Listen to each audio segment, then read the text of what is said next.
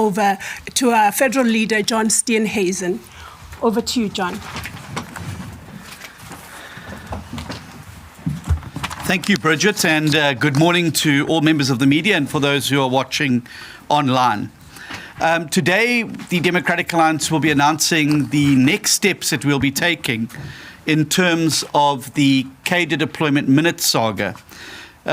You will be well aware that this has been a long-fought battle by the Democratic Alliance to obtain these cadre deployment records, because we fundamentally believe that they would demonstrate the very, very clear blurring of the line between party and state, and that cadre deployment has infected every single level of government and every sphere of government, and has had really awful consequences for the country. The fact that we sit now currently with load shedding is as a result of cadre deployment. The fact that we sit with ports and harbours that don't work is as a result of that.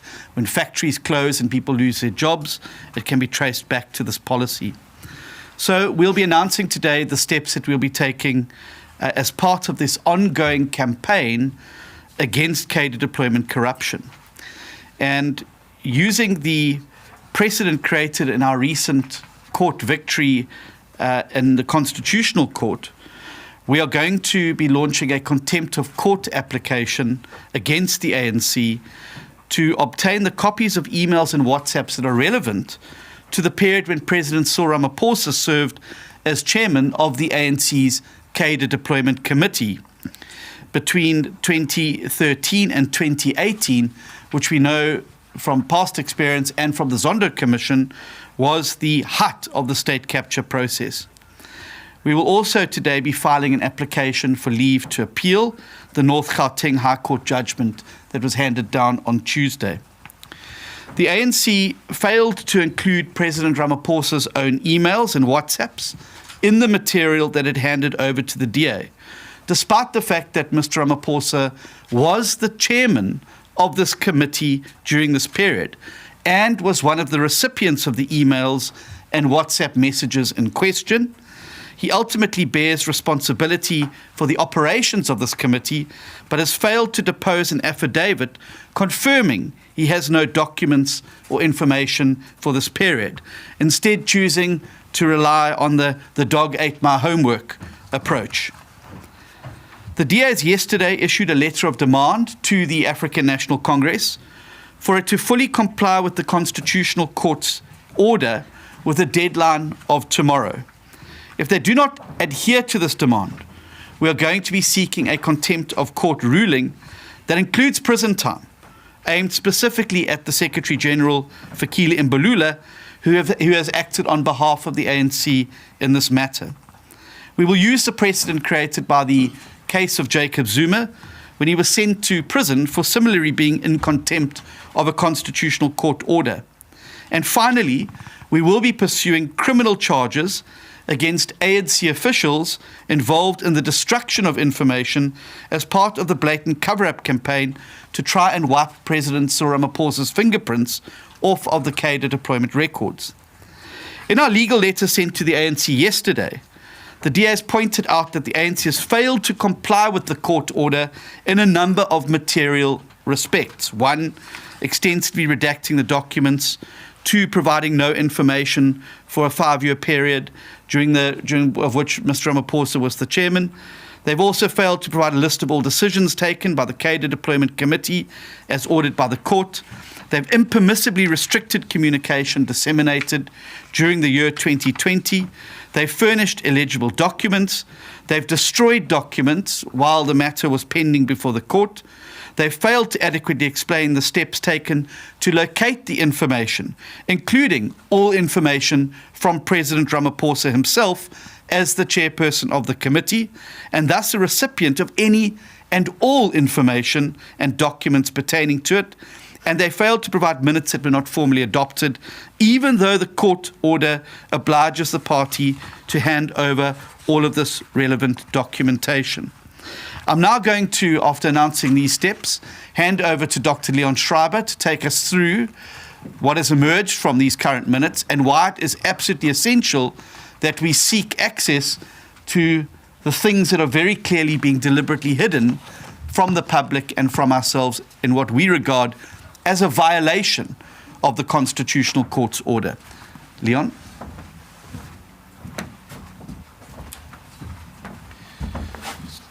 Thank you very much, John, Bridget, and good morning to everyone here today and following the proceedings.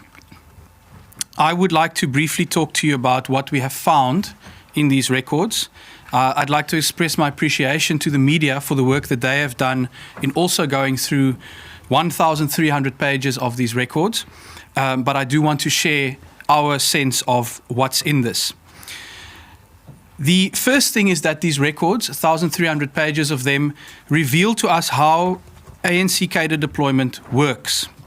The ANC controls both the demand side and the supply side of senior administrative roles, positions at SOEs, boards, entities, and independent state institutions. On the supply side, it interferes by having built a database of loyal ANC cadres who are ready to take up powerful positions in the state as they become available. The cadres apply to the deployment committee that sits at Luthuli House in Johannesburg for inclusion on the cadre database. Their abridged CVs are uploaded to a file called database list. They are then each assigned a database list number ready to be deployed on decision of the committee. On the other hand, the ANC then similarly manipulates the demand side of appointments. No government department, SOE, parastatal, board or entity may advertise its vacancies before the ANC Deployment Committee decides who from among the list are favoured for those particular roles. The cadre records are littered with very specific commands to ministers in the cabinet as well as to the president himself, that no adverts may go out until the ANC has chosen their preferred cadre for the job. Failure to adhere to this system leads to threats and actions of sanction. Just on this database list, a critical finding that we've made, it contains hundreds of names and in many ways is one of the big smoking guns out of these records. The database essentially works like Take-A-Lot for ANC cadres. When a vacancy arises, the committee will pick a name from the list and on they go for delivery into high-paying government positions. In ranking the database critically, the Cadre Deployment Committee considers loyalty to the ANC as the number one criterion. In fact, there is even a ranking of loyalty that determines how soon a cadre could be deployed to an influential role. At the top of the list is something that they call a true cadre of the movement, an ANC member and long-standing activist.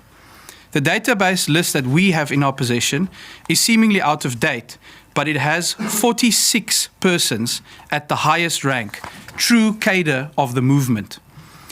When a position is to be filled, but no true cadres of the movement are available for that role, next in the ranking would be an ordinary ANC member. The committee often, as you can see from WhatsApps, the parts of it that are not redacted, scramble to find appropriate people. If no ANC members are available, the third position on the ranking would see the committee then look at ANC supporters or known sympathizers. And finally, right at the bottom of the list, despite the need for skills, experience and excellence in the public administration, only then would a person who is classified as a non-ANC member be considered. This ranking based on loyalty to the party ensures that ANC people are always preferred above skilled but non-political applicants. It can best be summarized in the following sentence. The ANC has created a system to ensure the best position for every ANC cadre, but not the best person for every position. Then we have also found the extent of cadre deployment across the state. Here are a couple of examples.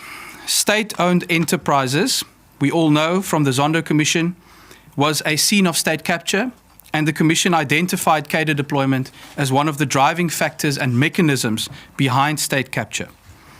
Yet, despite the Zondo Commission's findings, the ANC's Deployment Committee is still actively pursuing this discredited practice. And just yesterday, we saw the ANC Secretary-General, Fikile Mbalula, defending the practice on live television. In a 3-year period between 2018 and 2020, the Deployment Committee directly interfered on 12 separate occasions in the appointment of SOE boards and CEOs. These include Transnet, which, as we currently speak, has been paralyzed by infighting within the ANC Cadre Deployment Committee about the person who should be deployed to this critical state-owned enterprise that is causing very substantial damage to our economy. The committee interfered with Denel's board appointments in 2018. It interfered with the South African Post Office and executive appointments at the Post Office in 2019 and 2020. In January 2020, it interfered with the appointment of the CEO of Arms Corps. In September 2020, it interfered with the appointment of the board of Arms Corps. Between 2019 and 2020, it interfered with PRASA's board appointments. In November 2020, they interfered with the ESCOM board, and in November 2020 with the SAA board. The same goes for water boards, an escalating crisis in South Africa, where we are now starting to see water shedding of the same scale that we have become sadly too used to when it comes to load shedding. Since 2018, the Deployment Committee interfered with the following water boards and entities. In 2019, it interfered with the appointment of a Rand Water CEO. It interfered with appointments to boards of Nkomati, Bloemfontein, Transcaledon, Overberg, and Magaliesberg Water. In May 2020, it interfered with the interim boards of Lepelle Northern, Magalies, and Sedibeng Water. In 2021 and 2020, it interfered with the appointment of the Amatole Water Board. It was in fact actively involved in the recruitment and appointments of people to the Amatole Water Board. It doesn't end with state-owned enterprises and nominally independent institutions. The same goes for government departments and critically the directors general who lead these departments. Between 2018 and 2020, the Deployment Committee repeatedly took charge of the process to appoint DGs across government departments.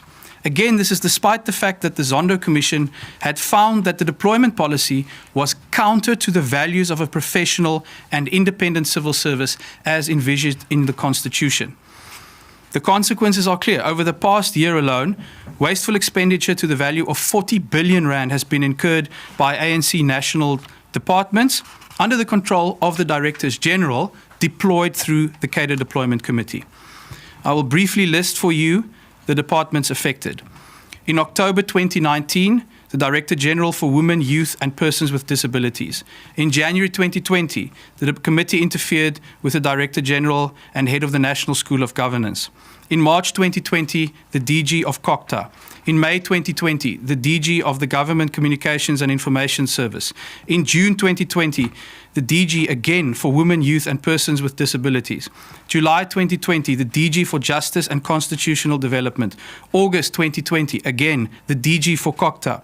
August 2020, the DG for Military Veterans and the Department of Defense. In August 2020, the DG for Communications and Digital Technologies. In the same month, the DG for Environmental Affairs, Forestry and Fisheries. In October 2020, the DG for Constitutional Development, interfered with by a political party. In November 2020, again the DG for Communications, and finally, in the same year, the Director General of Home Affairs. In addition to the sheer extent of interference in public sector appointments, the records also reveal the following smoking gun instances of serious transgressions. Firstly, the President of the Republic is summoned to appear before the committee on the 26th of June 2020.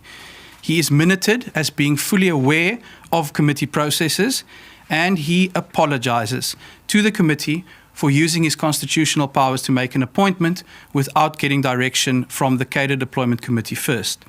Secondly, the committee chastises a minister for not completing the committee process before advertising senior vacancies on the 20th of January 2020. The minister is admonished and urged to bring vacancies to the committee before advertising them. That is a critical piece of the puzzle because it shows that long before any other person is even able to apply or to be aware of a position, the ANC is already running its secret process. Thirdly, 4 candidates for the position of Director General in the COGTA department had to make presentations to the ANC's Cadre Deployment Committee before shortlisting began on the 13th of April 2020. This is a flagrant hijacking of the legal powers to make appointments, to summon candidates to make presentations to a political party's deployment committee. The fourth case is when a Director General is in fact chosen by the Deployment Committee before the official process commenced. This is in the minutes of the 14th of October 2019. And the committee then decides that the DG that is appointed can be outside the list of applicants. Fifth, a minister in the presidency writes to the ANC Deployment Committee on ministerial letterhead to plead with the committee to support the candidates which emerge from the process in Parliament to appoint members of the ICASA board. The date is redacted, but it occurred before August 2020. Here we see direct interference in the operations of Parliament. Appointment powers vested in Parliament to decide on who should be on the board, but then permission is begged from the ANC's Cadre Deployment Committee. 6. The Secretary General writes to all deployed comrades that all vacancies must be reported to the ANC before being advertised. For ANC cadres on the database to apply first. No appointment may go to Cabinet without committee approval. Once again, that demonstrates both the supply and the demand side of cadre deployment. There is a database list, and before a process may commence, the people on that database list must be given the inside track according to the Deployment Committee. Finally, and very tellingly, after the DA started fighting back hard on this issue, the committee notes that it has become, quote, hesitant about putting things into writing. That is said in a WhatsApp on the 17th of August 2020. I conclude by outlining information that is missing from these records. As Mr. Steenhuisen announced, if the ANC does not fill in these critical gaps by tomorrow, the DA will take them back for contempt of court, and we will pursue prison time for Fikile Mbalula. The minutes that are missing, we can deduce from the files in our possession, are all minutes prior to 2018, which coincidentally happens to be when President Ramaphosa was the chairman of this committee.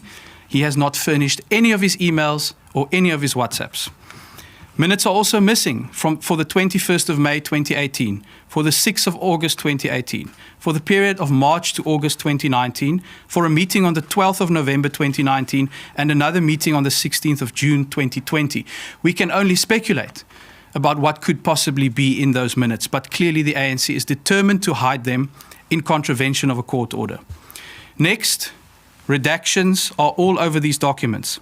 There are WhatsApps included that are unreadable without names or numbers. There are emails supplied, but they don't include the attachments they refer to. And names were deliberately, apparently, removed from the database list of cadres available for deployment.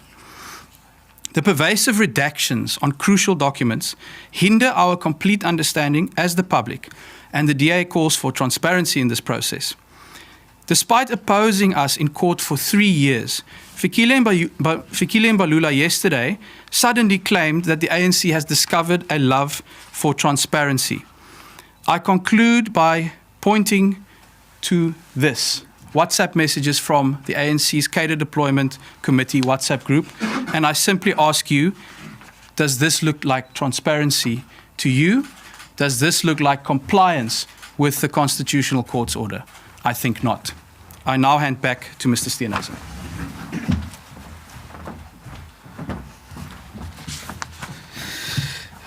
Thank you very much, Leon, for that. I want to start by dealing with the panicked accusations made by the ANC and their proxies yesterday. It is clear that the DA's success now in exposing their dirty cadre deployment secrets is causing major political damage to the ANC.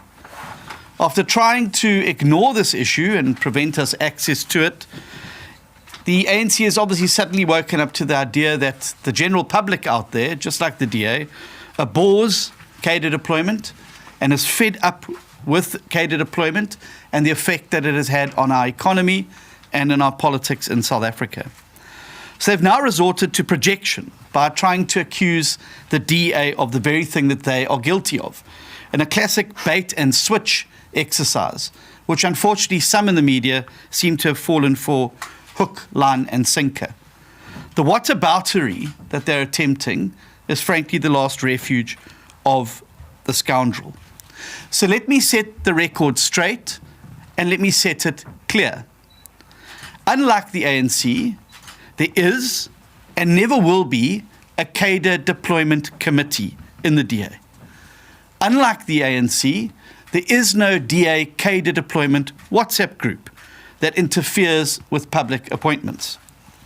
Unlike the ANC, there exists no database in the DA of people who are to be favoured for public appointments. And unlike the ANC, the DA does not compile a shortlist of favoured candidates or instruct political office bearers on who they should appoint. Before I became the leader of the Democratic Alliance, the DA's federal executive requested mayors to inform it when making some top-level appointments, precisely to ensure that there was no deviation from the recommendations of independent selection panels and to prevent any type of cronyism from taking place. This was done precisely to ensure merit-based appointments in the context that was created by the 2016 local government elections, when the FedEx realized how vulnerable appointments in coalition governments were to manipulation by, most notably, the EFF and other parties.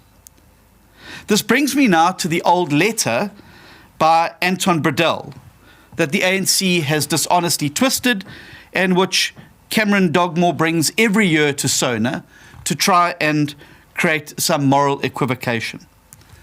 I would encourage members of the media and the public to read the letter to the end. Because if you see that letter in its full context, not the small portion the ANC wants you to read, it asks precisely why there was a deviation from the unanimous recommendation of the independent selection panel. The ANC has also maliciously and dishonestly chosen to mistranslate the word, the Afrikaans word, keuringspaneel, which means selection panel, to the cadre deployment committee. Any person who's in possession of an Afrikaans dictionary will be able to determine what clearly the difference is between a keuringspaneel and a cadre deployment committee. This constituted a blatant lie to cover up the fact that the reality is that this letter was written precisely to prevent the appointment of an unqualified individual who was not the first choice of the independent selection panel. Nonetheless, shortly after I was elected as the DA leader in 2020, I asked FedEx to do away with this provision, that it should even be informed of these appointments. And this was designed and done precisely to avoid the further abuse of any such future abuse of any of the provisions, as well as to prevent the type of deliberate misinformation that we now see with Bredell's letter. The truth is simple. Unlike the ANC, the DA has never and will never subvert legal appointment processes. And our proud track record of good, clean, accountable government is built precisely on our rejection of cadre deployment. The proof is in the pudding, and the clean audits, clean governance that's delivered in DA-run municipalities is the best proof that people need.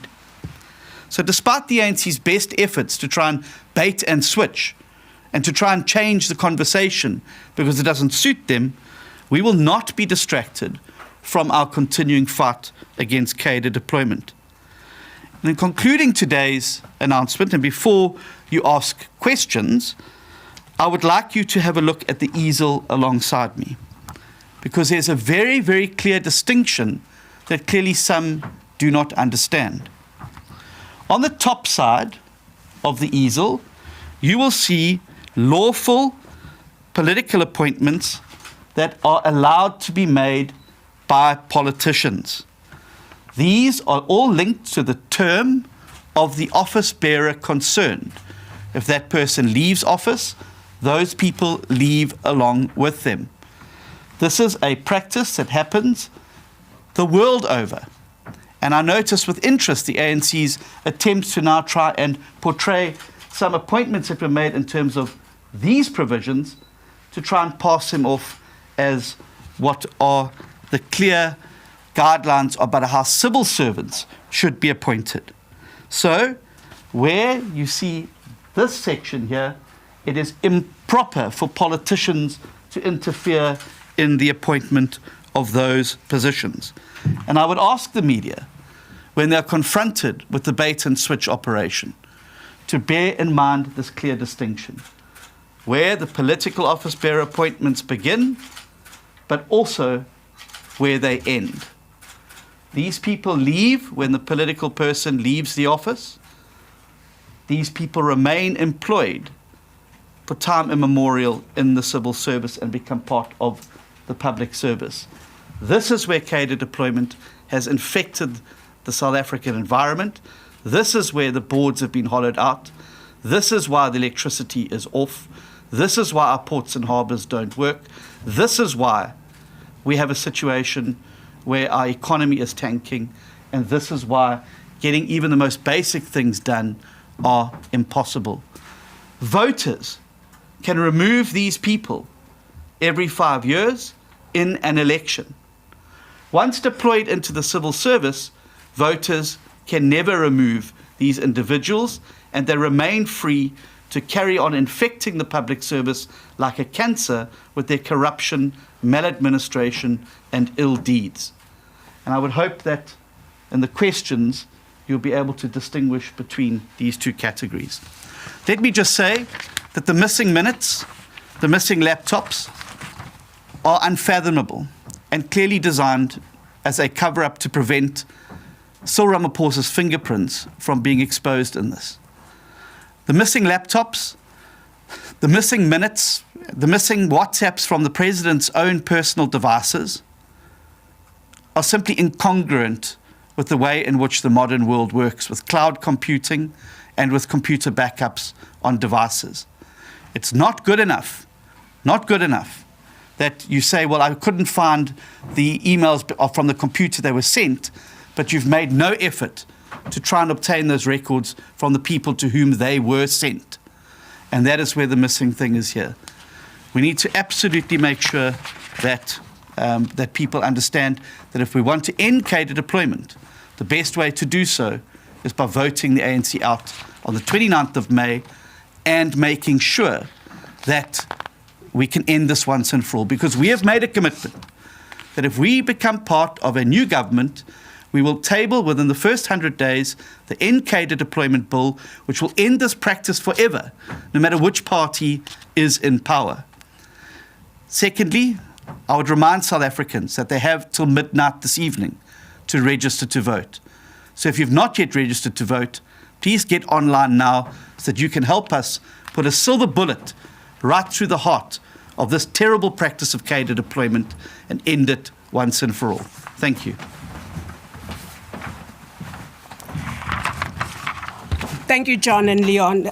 We are very committed to the principles of justice, transparency, and a government that truly serves the people of South Africa. Your work in disseminating this information is very critical and crucial for the democratic process. We are now going to open the floor for questions. If I could ask that before you ask a question, you give us your name and the media house from which you have been brought here, and so that we can just know who is in the room and then answer your questions as such. We will have three sets of questions if it gets to that, and then we will be closing the conference. So I would like to take questions, please. Yes. Christian Du Plessis from Netwerk 24. So my first question is related to the High Court's judgment. In that judgment, it was said that there is no problem with parties influencing government decisions and that this is not the same as interference. So my question is, what makes the DA so certain that the ANC's cadre deployment committee interfered with appointments as opposed to just making recommendations? And secondly, Bongani Boloy, the former mayor of Midvaal, said that the FedEx had to approve all appointments at senior positions in municipalities. Would you just comment on that? Thank you. Thank you. The next question. Jan Gerber, News 24. Yes. Would the DA release the FedEx minutes for the period when appointments were discussed? And if so, can I have them? Okay. Yes. Thank you, sir. Okay, Joseph Musia, SABC. Okay. Will the DA say with certainty that no HOD in the province or a municipal manager in any of its councils is a party member of the DA, first of all? Right. And secondly, is that ANC not just guilty of being foolish in actually having a deployment committee, whereas the DA, as you say, does not have such a committee and has no minutes to be revealed. And as a result, the DA cannot be found like the ANC to have actually, because we have examples. I can make an example of somebody that I would like you to explain to me why that is not cadre deployment, how Mr. Tim Harris ended up at Westcrow in the first place. Right. Hi, thank you. Babalon Dancer from Eyewitness News. Eyewitness News. Just two questions following up on the questions regarding the former Midvaal mayor, who, as yesterday, Musa Maimane was also on the radio to respond to comments that were made that when he was leader of the DA, there was, whether unofficially, because there is no deployment committee in the DA, that a similar practice was being, put in play. And he was responding to that. And another question, John mentioned that there are no fingerprints of the president in the minutes. They seem to have been, wiped off by the ANC. Whose fingerprints are in these minutes mostly? Could you just give us a few names? Who are the ANC officials who are basically in these minutes that you can identify? Great. Shall we take those and then we'll continue? Thanks.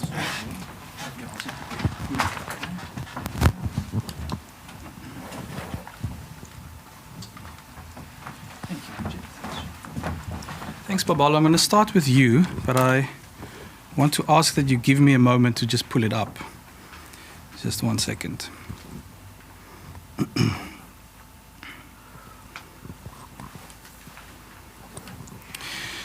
So what we see in the minutes is that they start every meeting by recording attendance, and that gives us a good indication of who's actually present.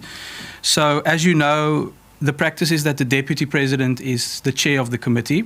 So, for example, here we have one from shortly after Mr. Ramaphosa became president. This is from the 11th of May 2018.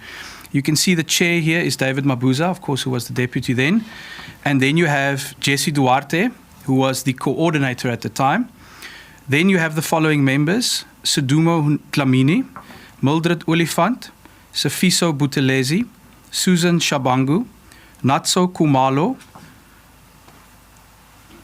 Shumbuzo Mpanza, Soli Petwe, Mwekho Matuba, and there's an apology from Dr. Nkosazana Dlamini Zuma. So it indicates to you some of these members of the deployment committee, and they put it in brackets, are members of the ANC Youth League. There's a person from Sanko. There's a person from Kusatu, Soli Petwe, and a person from the ANC Women's League. So you can see that there's representation from across the party. It does fluctuate a bit, I suppose, depending on membership at the time. But you can always be sure that the Deputy President is the chair, and it appears that the practice is for the Deputy Secretary General to be the coordinator or the secretary. So that's what we have in terms of those particular names. And we can easily deduce during President Ramaphosa's time, he would have been listed as chair in these same minutes. The other thing I would like to address, Christian, your question about what's the distinction essentially between interference and influence. And there's a very important line in the court judgment, and as Mr. Steenhuisen has indicated, we've just finalized our papers, so we will be appealing partly on this basis, because it speaks about a bright line of separation between party and state that must be upheld. And our view is, if you pay proper attention to the minutes, that is really the smoking gun here. This is not speculation, it's not conjecture. Read the minutes and you see even a single example where a minister is told, do not make the appointment now. Let's just leave it at that. Even if it is just at the instruction of the cadre deployment committee to postpone an appointment. That constitutes administrative action. That constitutes an interference in a decision of the minister, because even in that benign case, it will delay the appointment. But then, obviously, if you go through the minutes, it goes much further than that. There's one instance where Minister Pravin Gordhan is told that for a particular board appointment, there are 12 vacancies. He can go ahead and fill 6. The deployment committee will fill the other 6. These are clear violations of that bright line of separation between party and state. And it is exactly our case that a proper understanding of the minutes, not of conjecture, not of speculation, but of the minutes and of the records that we have in our possession and that we put before the court. These particular minutes were before the court, the ones that were serving at the Zondo Commission as well, that is more than ample evidence to actually demonstrate it goes well beyond influence and amounts to direct interference. I think those are the two I'm covering. Thank you. Thank you very, very much. I think that the problem as well with the judgment is that it creates an imaginary line between the interference of the party and the state. But as we've seen from these minutes, those lines definitely don't exist. To the allegations made by a former disgruntled member of the party, I would just simply say this, that since his announcement, Mayors Papas, former Mayor Trollip, and a variety of other mayors in the party have come out to completely refute what he has said. The DA has never interfered and selected municipal managers or senior municipal managers in any municipality ever. And there are no minutes that would record that, because those deliberations and considerations did never take place. The sole thing that the mayors were required to produce was to indicate the process that was followed. And as I said, this is precisely to avoid a situation where a mayor or a mayor in a potential coalition could end up with a Floyd Brink or somebody like that being punted for a senior municipal position, and to make sure that whatever process was followed was a fair, open and transparent process, and that the candidate ultimately selected was the best person for the job. We've never asked for the political affiliations of municipal managers or any other senior staff in any municipality where we are at. Such would be a violation of the Public Service Act, but it would also be a violation of the very, very principles which we believe have underpinned our ability to produce a government that produces clean, accountable governance across all government departments, that spends money on the people and not the politicians, and which gets the basics of service delivery absolutely right. It is impermissible for any municipal manager to be a senior member of any political party. So I think that answers that question. If people are members of political parties, that is their prerogative, and they're entitled, as the Constitution permits them, to be supporters of political parties. Was the ANC foolish? No, I don't think this is an act of omission. I think this is a malignant act of commission, where clearly people were chosen based purely on their loyalty to the party and not on their ability to get the job done and not on their skill set. So I don't believe it was foolish. I believe it was a determined practice to do it. But I also think that you make a mistake if you focus on the person and not the process. Cadre deployment is about the process. And where people are selected after a fair, open and transparent process in which they've emerged as the best candidate, that is not cadre deployment. Cadre deployment is manipulating the process from the beginning to match the personality. So yes, you will find individuals who have left politics and have gone on to fulfill roles in various governments and other places. But what you've got to go back and look at what the process to select them was. Was it an advertisement that was fairly placed? Was everybody given a fair opportunity to apply for that job? Was there a fair, open and transparent interview process that where the candidate had not been predetermined, as we've seen from the minutes, where candidates were chosen and then the adverts went out? That is cadre deployment. Employing skilled people who have the requisite qualifications and expertise and experience to fill a position is not cadre deployment. Cadre deployment, remember, focuses on the process, not necessarily on the on that. I notice as well that our friends at the Daily Maverick have been tweeting, and let me give you by way of example, Mr. Vusi Magwebu, who they're now trying to portray as someone who's been cadre deployed to be the ombudsman in the city of Cape Town. Let me give you a little bit about Mr. Magwebu's background, if I may, because I think it is very important. Before he became an MP in Parliament, he worked for the Social Security Agency in the Eastern Cape as a provincial manager for fraud management and compliance. Before working for SASSA, he worked for the audit firm Sizwe Insaluba Gobodo, SNG, as a forensic manager.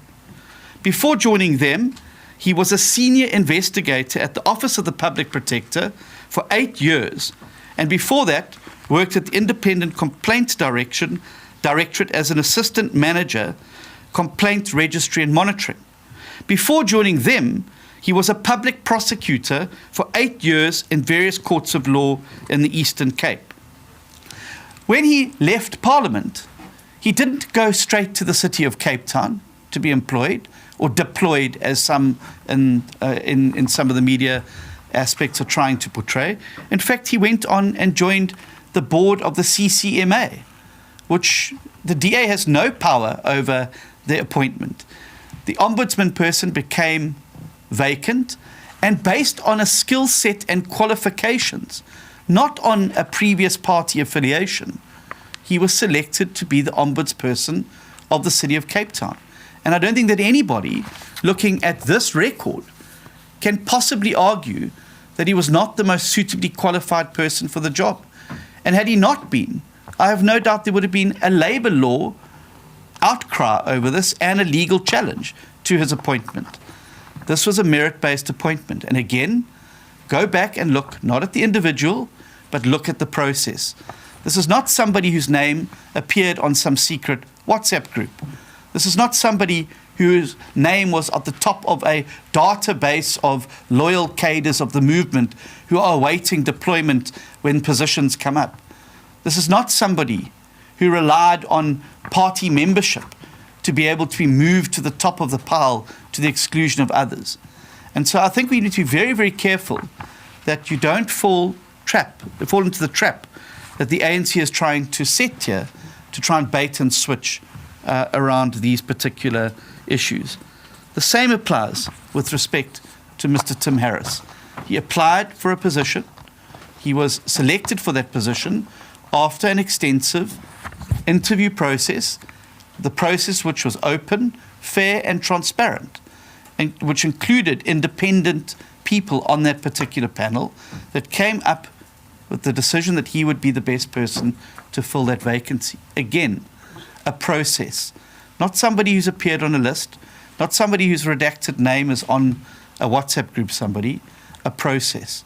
And I think that's what you need to look at if you're going to get to the heart of the cadre deployment scourge in the country.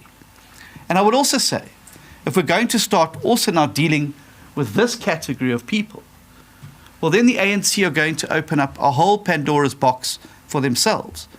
Because we know, for instance, that the Chief of Staff in Paul Mashatile's office, who's currently on full pay suspension for sexual harassment claims, fell into this category. So if the ANC wants to start throwing stones and trying to create an immoral equivocation or equivalence between non-political public servants and lawful political appointments, it's a game that's not going to end well for them. Thank you.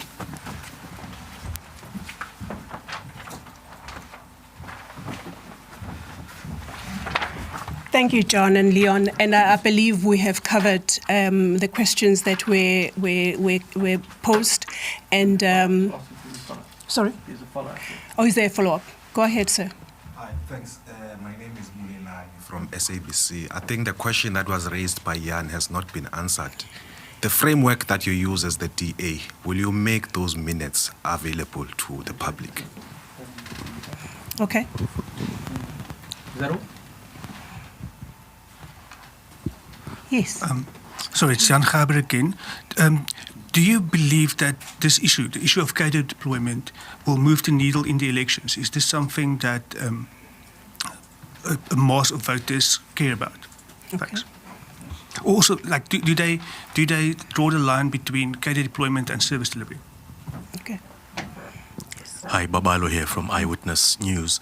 Just following up on what John said about, people going through the selecting the people that are qualified for positions.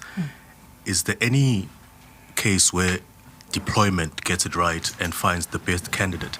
And does the DA have an issue with a person, the best candidate, going through the deployment process and being selected ultimately, and they happen to be the best candidate? Is that an issue as well for the party? Okay. Thanks. I just want to remind media that we will have one-on-ones after this if you want that. But please take these questions. Leon? Thanks, Babalo. I'll just take yours again on whether it can get it right. As the old saying goes, a broken clock can also be right twice a day. And I think that your question is actually very important because it goes back to the distinction between the individual and the process. So the point is there can be bad actors anywhere. We all know that even sometimes you can have a good appointment process and you end up with a bad person. It can happen. And the converse also is that people can be good people. We're not saying that everyone is a bad person. We are saying that the system, the process is fundamentally rotten. And the question about service delivery links to this. So I think we have a situation in South Africa where we can say with some confidence that it's not a case of isolated individuals or institutions that are failing, but that we have a systemic failure across the board. You cannot have load shedding, water shedding, ports failing, railways failing, pothole riddled roads, all of those things, unless there is a systemic problem. So if you have a systemic problem, then there must be a systemic cause for that. And we have very clearly identified cadre deployment, and actually a point that hasn't been raised today is that cadre deployment is not limited to national government in terms of the ANC's own policy. There are 9 cadre deployment committees across the provinces, and there's reference to regional deployment committees as well at local municipal sphere. So I can say to you now that we are going to extend that fight. This is not something that dies at national government level. This is something that permeates throughout the state. So when you poison the well of the process, then 1 or 2 people may survive the poison. But what you end up with is undrinkable water and a broken system. That's what cadre deployment has bequeathed us. And I think it re-emphasizes that we must look not at the individuals, not necessarily at the people. Of course, if they are corrupt, they must be held accountable individually. But what we need to fix is the system and reform it so that we can separate party from state for all political parties.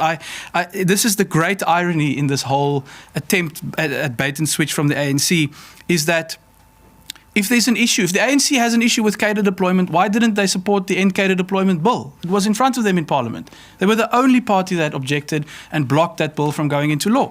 So let's then go and reform the state. Let's have transparent, fair, merit-based processes where any person from any party, from any background goes and applies, and you have a fair process with a fair outcome. It does not make sense that we would poison our own wells constantly by interfering and allowing this kind of interference. I will end off by saying I don't think that many South Africans would accept the idea, frankly, of Bafana Bafana or the Springboks or whoever being chosen by the ANC's cadre deployment committee. I think there would be an outcry. Can you imagine that? Why do we accept it when it comes to electricity? Why do we accept it when it comes to railways? Why do we accept it when it comes to the water we have to drink to survive? That is the fight that we are waging. Thank you, Babala. Yeah, thanks. I just want to re-emphasize the point Leon has made, and that is if the ANC is so convinced in their myth that the DA is practicing cadre deployment, well, why don't they get behind the legislation and let's end the practice once and for all, where it won't matter who's in power after the election.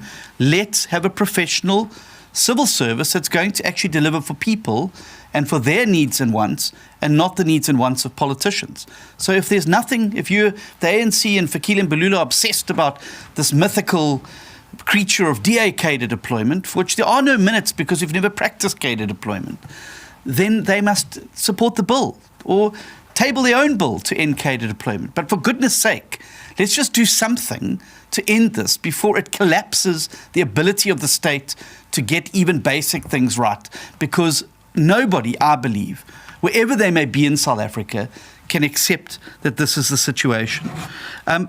Jan, you ask a very, very good question, and that is that, do I think this is going to be a matter in the election?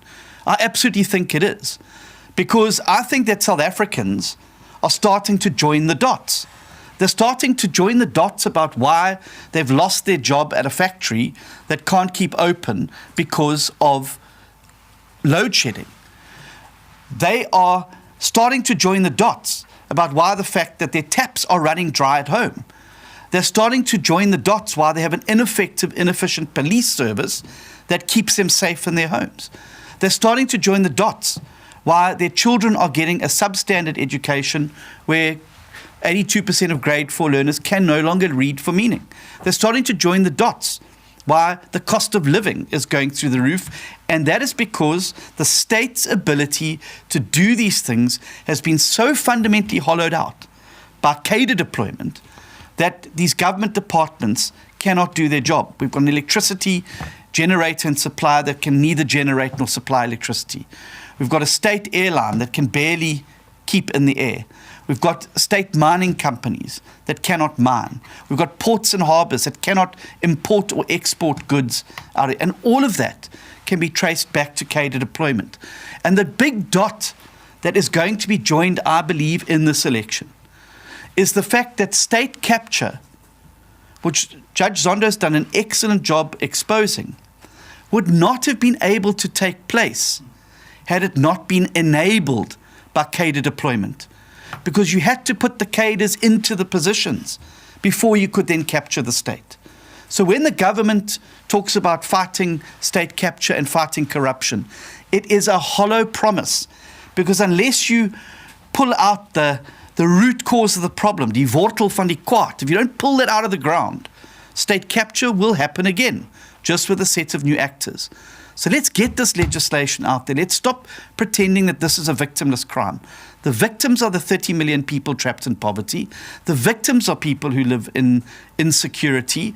The victims are people who are struggling to put food on the table. And I think those are the election issues. And we're going to, if voters have not started to join the dots, Jan, in this election, we're going to be joining the dots for them. Because every single calamity and crisis that we face can be traced back to state capture, the genesis of which was the original sin of cadre deployment. Thanks very much. Thank you so much. As I mentioned earlier, there would be opportunity for one-on-one interviews as we have now come to the end of this media briefing. I want to thank you so much for your time and for your attention. Thank you so much. Thank you very much.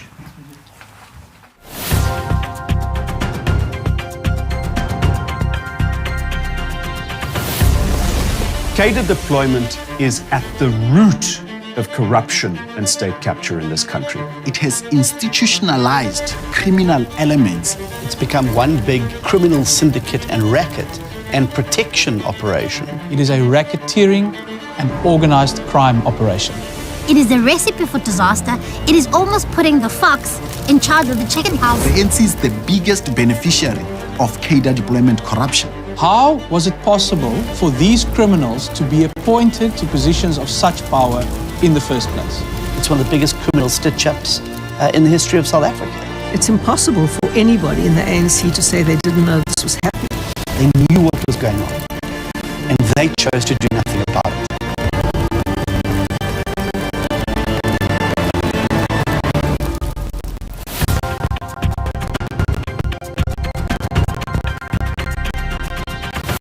In this election, only the registered have the power. If you're tired of load shedding, register to vote. If you're tired of corruption, register to vote. If you're tired of the rising cost of living, register to vote. And if you're tired of a government that's continuously working against you, register to vote. Go to check.da.org.za and let's give power to the registered. Get help registering to vote at check.da.org.za. Register to rescue South Africa.